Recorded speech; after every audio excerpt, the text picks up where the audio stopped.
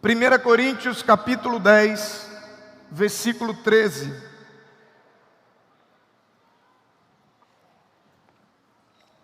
Diz a palavra de Deus: não sobreveio a vocês tentação que não fosse comum aos homens, e Deus é fiel, Ele não permitirá que vocês sejam tentados além do que podem suportar, mas, quando forem tentados, Ele lhes providenciará um escape para que possam suportar.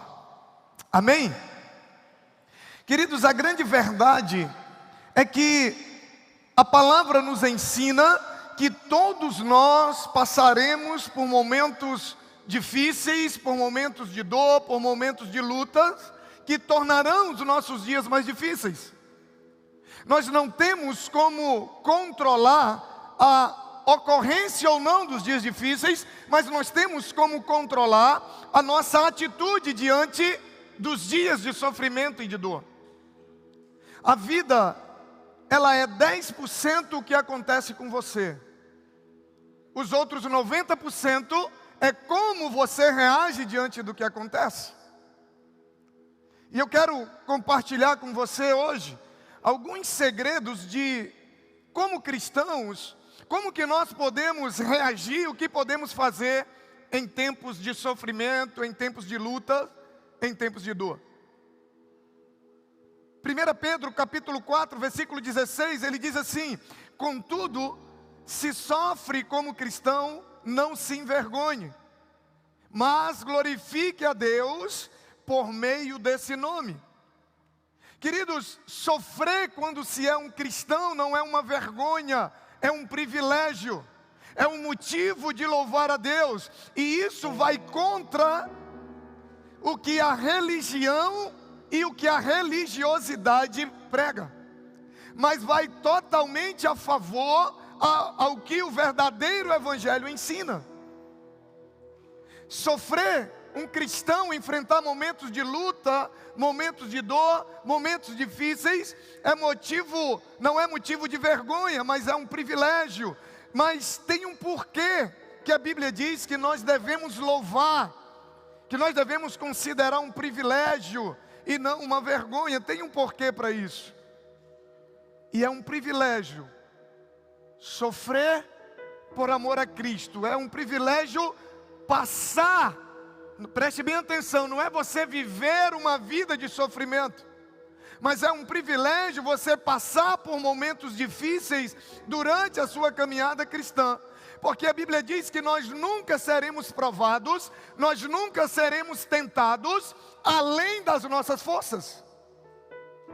Você já deve ter ouvido esse versículo, você já deve ter lido esse versículo várias vezes, mas preste atenção o que eu quero dizer para você hoje à noite. Se a Bíblia diz que nós não seremos tentados, que nós não seremos provados, que nós não enfrentaremos sofrimentos que sejam maiores do que as nossas forças, isso quer dizer o quê? Que nunca haverá nenhum problema que seja maior do que eu e você, sim ou não? Você pode até considerar o problema maior do que você, mas na realidade ele nunca vai ser maior do que você.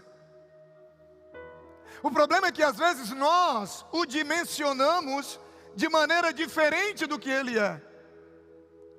Muitas vezes nós acabamos dando ao problema um poder muito maior do que o poder que habita em mim e em você. Mas a Bíblia diz que não, quando Ele diz que Ele jamais vai nos permitir enfrentar lutas que sejam maiores do que nós, Ele está dizendo que o problema, Ele está dizendo que o que há em mim e em você é maior do que qualquer problema. Isso quer dizer que a força de Deus que há em você, a força de Deus que há dentro de você, sempre vai ser maior do que a força do problema que haverá fora de você. É isso que a Bíblia está dizendo. Por isso é um privilégio sofrer, passar por momentos difíceis quando se é um cristão. Porque aquilo que há dentro de nós sempre vai ser mais forte do que aquilo que há fora de nós. Sempre será assim. Agora, isso precisa ser uma realidade para mim e para você. Porque muitas vezes, embora o que haja em nós seja maior do que o que há fora de nós, nós acabamos tornando aquilo que há fora maior do que o que há dentro de nós. Nós precisamos aceitar essa realidade. Sabe, você precisa viver a vida com essa certeza de que toda prova que você enfrentar já tem uma força maior do que ela dentro de você. Você precisa viver a sua vida, a sua caminhada cristã com essa certeza de que não existe nada que venha de fora, não existe circunstância nenhuma que seja maior do que aquilo que a Bíblia diz. Não é que Ele vai te dar, Ele diz que já está em você. Porque quando nós sabemos disso, quando nós tomamos posse dessa realidade, quando nós vivemos como se essa verdade fosse realmente uma verdade para nós, a nossa postura, a nossa atitude diante dos problemas, ela é outra. Ela é completamente diferente. E o que me impacta é que o tamanho da prova que Deus permite que eu e você passemos, revela também o tamanho da força que há em nós, sim ou não? Opa, peraí. Se Ele diz que jamais Ele vai me dar prova, jamais Ele vai permitir que eu passe por provas, por lutas ou dificuldades que sejam maiores do que aquilo que eu já tenho, que sejam maiores do que a força que há em mim. Ele está dizendo o seguinte, que as provas, elas vêm para nada mais, nada menos, revelar o tamanho da força de Deus que há em você. Porque quanto maior você vê uma prova, você vai dizer, ei, essa prova é grande, ei, é sinal que tem algo muito maior dentro de mim. Então a prova nada mais serve do que para revelar a força de Deus que está em você, para revelar o tamanho da tua força. As provas são a certeza que há uma força, que há uma unção, que há um poder, que há um chamado, que há um plano, que há um propósito muito maior do que aquilo que você está passando momentaneamente. As provas revelam isso.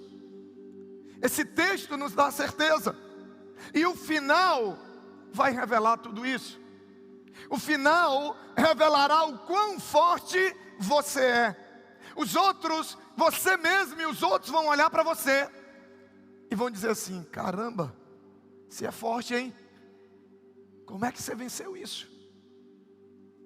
Caramba, esse problema, essa situação toda, você venceu. E muitas vezes nós vamos olhar para nós mesmos, vamos olhar para trás e vamos dizer, meu Deus, a força que há em mim é muito grande, porque olha a prova que eu venci. As provas, elas revelam. O final vai revelar o quão forte você é. Sabe, é por isso que eu e você, nós não podemos olhar as lutas, as dificuldades e os desafios da vida, sabe, com aflição ou com vitimização. Querido, se tem algo que Deus abomina, se tem algo que Deus, eu penso que Deus olha, sabe, e mexe negativamente com o coração de Deus, é quando Deus olha e vê os seus filhos dando uma de coitadinho. Sim ou não? Deus olha e diz, meu Deus, eu dei tudo, dei o que eu tinha, dei o meu filho por ele. Eu já disse para ele que o que há nele é maior do que tudo que ele está passando. Eu já disse para ele que eu estaria com ele. Eu já disse para ele, sabe, tudo que ele não precisa temer.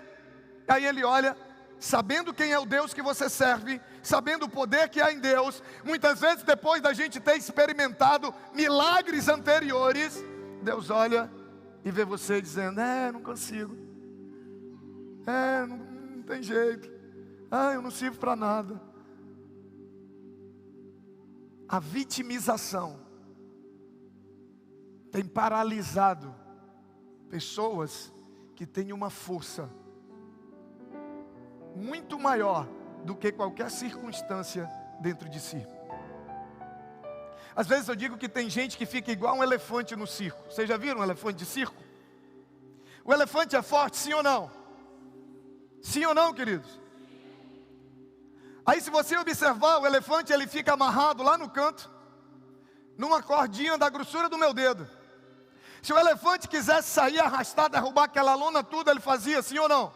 Ele tem força para isso, sim ou não? Mas ele se deixa paralisar por uma corda, porque ele não consegue parar, pensar e enxergar a força que há nele. E muitas vezes nós estamos assim. Problemas, circunstâncias, dificuldades, lutas, sim. Mas ei, a Bíblia está dizendo que não tem força, não tem luta e não tem problema que seja maior do que a força de Deus que já há em você. Mas você precisa viver como se isso fosse uma verdade na sua vida. Você precisa viver de maneira que você já venceu todas as coisas, porque é isso que a Bíblia diz. Os fracassos e as derrotas, para um cristão, não passam de desistências. Cristão só perde luta quando ele desiste. Cristão só perde luta por WO, quando ele não sobe no ringue, quando ele desiste de lutar, ou quando no meio da luta ele decide não voltar para a luta. Cristão que persevera, cristão que crê na palavra, cristão que vive pelo que crê e não pelo que vê. A Bíblia diz que aquele que persevera alcança a vitória. Mas eu preciso saber disso, eu preciso tomar posse disso. Eu preciso parar de olhar para a Bíblia como um livro bonito, como um livro histórico, ou como um livro espiritual que seja, mas que não seja como um livro que está composto de verdades para a minha vida e para a sua vida. Porque tem gente que lê a Bíblia, conhece a Bíblia, mas trata a Bíblia como se ela não fosse verdade. Porque eu vou te falar uma coisa. Na verdade eu vou te perguntar. Vou fazer como o Bernardinho. É uma pergunta retórica. Você não precisa me responder. Mas se você encarasse a Bíblia como palavra de Deus, como verdade, se você cresce que tudo que está na Bíblia é verdade e se cumpre, a sua vida seria diferente, sim ou não? As suas atitudes hoje seriam diferentes, sim ou não?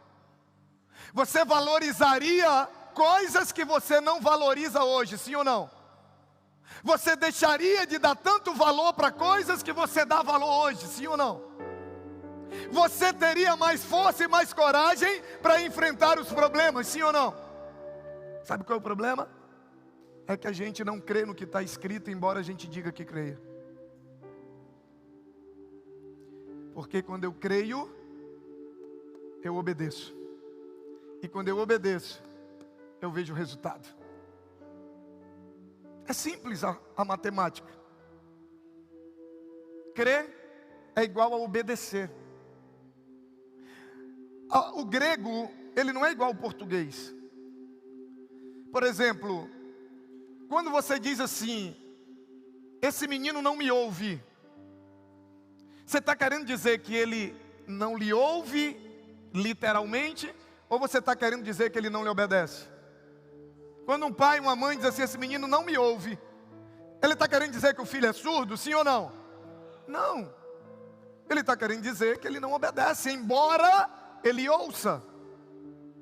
A palavra crer no original, no grego, ela tem o mesmo significado de obedecer. Quando você fala assim, alguém crê, não precisa nem você dizer que ele obedece, porque a atitude de obediência já está embutido no conceito de crer.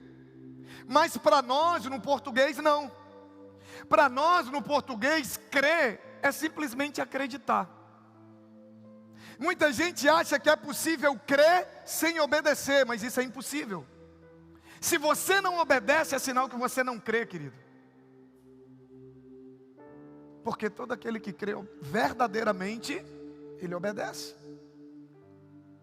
E quando nós olhamos para essa palavra, quando ele diz que não há luta, não há problema, não há nada fora de nós que possa ser maior do que o que há em nós. Por que eu desisto de lutar? Por que eu trabalho a possibilidade de eu perder a luta ou de não dar certo? 1 Pedro 4,19, ele diz: por isso mesmo, aqueles que sofrem de acordo com a vontade de Deus, isso aqui é forte, aqueles que sofrem de acordo com a vontade de Deus. Por quê? Porque tem muito sofrimento que é justamente por eu não viver de acordo com a vontade de Deus. Você já viu uma pessoa que não tem compromisso nenhum com Deus, que vive uma vida de desobediência, aí ela começa a sofrer consequências do seu pecado, aí ela diz: é a vontade de Deus. Sim ou não? Virou um jargão popular. É a vontade de Deus que você passe por momentos difíceis, quando você está vivendo uma vida de obediência a Ele. E mesmo assim, Ele permite que lutas venham sobre a minha vida e a sua vida. Sabe por que a gente tem dificuldade de acreditar nisso? Porque a gente comprou a ideia de que se eu estiver vivendo uma vida de obediência a Deus, se eu estiver sendo fiel a Deus em tudo, eu não vou passar por problema. A gente comprou essa ideia, mas ela não é verdadeira. Como a gente explicaria o sofrimento dos mártires da Bíblia? Como a gente explicaria o sofrimento dos grandes homens de Deus? Então o texto diz que aqueles que sofrem de acordo com a vontade de Deus devem confiar suas vidas ao seu fiel Criador e praticar o bem. Ele está dizendo que em tempos difíceis, além de você crer que aquilo que está dentro de você nunca vai ser menor, a força que há em você sempre vai ser maior do que o problema que está fora, ele diz: continua a praticar o bem e confia a tua vida ao fiel Criador. Essa palavra fiel tem um significado muito forte. Quando você vai para o original, fiel é aquele que vai estar do teu lado sempre. É aquele que nunca vai te abandonar. Uma outra tradução, ela diz assim, ó: continue fazendo o que é correto e confia a tua vida ao teu Criador, que nunca te abandonará. Ele substitui fiel Criador pelo teu Criador, que nunca te abandonará. Ou seja, alguém fiel é aquele que está contigo na alegria, está contigo na tristeza, está contigo no momento bom, está contigo no momento ruim, está contigo em todas as horas. Sim ou não? Opa, primeiro ele diz que ele está em mim, através da força que é maior do que qualquer coisa que há fora. Agora ele está dizendo que além de estar em mim, ele está dizendo que eu estarei contigo. Em tempos difíceis, ele diz: continua fazendo o que é correto e confiando a tua vida nas mãos daquele que jamais, que nunca vai te abandonar. Geralmente, querido, o diabo ele usa os tempos de sofrimento para nos convencer de que não vale a pena continuar obedecendo, para nos convencer de que não vale a pena continuar fazendo o que é correto, para nos convencer a se afastar dos caminhos de Deus, a tirar nossa vida das mãos de Deus e colocar nossa vida em caminhos errados. Os momentos difíceis, o diabo usa isso para tentar nos afastar de Deus. Porém o texto diz que a única maneira da gente ter a certeza que Ele nunca vai nos abandonar, Ele diz: continue fazendo o que é certo. Ah, está difícil, continua fazendo o que é certo. Ah, mas estou com um problema, continua fazendo o que é certo. Continua confiando no teu Criador, que nunca vai te abandonar. A única maneira de eu ter certeza que Ele nunca vai me abandonar é se eu continuar fazendo a coisa correta, mesmo em tempos difíceis. Obedecer quando a gente está cheio de motivos, até o ímpio, qualquer pessoa faz. A nossa fé é provada quando a gente não tem motivo nenhum para permanecer firme, a gente permanece. Quando a gente não tem motivo nenhum para continuar obedecendo, a gente continua. Agora presta bem atenção. O texto diz que Ele está em nós, porque a única força que eu conheço, que é maior do que todas as outras coisas, é a dele, sim ou não? Não há força em mim que eu possa dizer que é maior do que qualquer problema. Quando ele diz que não vai haver luta, não vai haver problema maior do que a força que há em nós, ele está dizendo: ei, eu estou em você, e a minha presença em você te faz mais forte do que qualquer circunstância. Depois ele diz que Ele estaria comigo. Ele diz: continue fazendo o que é certo, continue confiando a sua vida nas minhas mãos, que eu nunca vou te abandonar, eu sempre vou estar contigo. Agora olha só, Ele prometeu. Agora eu e você precisamos crer que o que está em nós é maior, e nós precisamos crer que Ele está conosco, mesmo no meio da prova. Sabe por quê? Porque no meio da prova ninguém ouve Deus. No meio da prova ninguém sente Deus. No meio da prova ninguém percebe Deus. Às vezes a dor, o sofrimento, a luta é tão grande que no meio da prova a sensação é de que Ele não existe. A sensação é de que Ele abandonou. É por isso que vem a promessa que Ele diz: eu estarei com você. Porque, querido, deixa eu te falar algo sobre a promessa de Deus. Deus nunca promete o óbvio. Deus nunca promete o óbvio. Quando Deus te promete algo, é porque Ele sabe que em algum momento vai ter algo que vai tentar te fazer duvidar do que Ele prometeu. Presta bem atenção comigo. Quando Deus te promete algo, é porque Ele sabe que vai ter momentos difíceis da nossa caminhada, que nós não vamos ouvir Deus, que nós não vamos sentir Deus, que nós não vamos perceber Deus, mas nós vamos ter uma promessa de Deus, de que Ele estaria conosco. Deus não promete o óbvio. Para que Deus prometeria que estaria conosco, se Ele fosse estar visivelmente ou sensivelmente presente conosco em todos os momentos? Ele não precisava prometer, porque Ele diz: não, eu vou estar com eles, então eles vão ver que eu estou com eles, eles vão me sentir, eles vão saber que eu estou lá, eles vão perceber a minha presença, eles não vão ter dúvida de que eu vou estar lá. Ei, deixa eu te dizer uma coisa, você pode não estar vendo, você pode não estar sentindo, você pode não estar percebendo, mas há uma promessa dEle. Ele disse que Ele estaria contigo, Ele disse que Ele estaria em ti, e aquilo que está em você nunca será menor do que o que há fora de você. Ele prometeu. Quando Ele diz: se passares pelas águas, eu estarei contigo. Se passares pelo fogo, eu estarei contigo.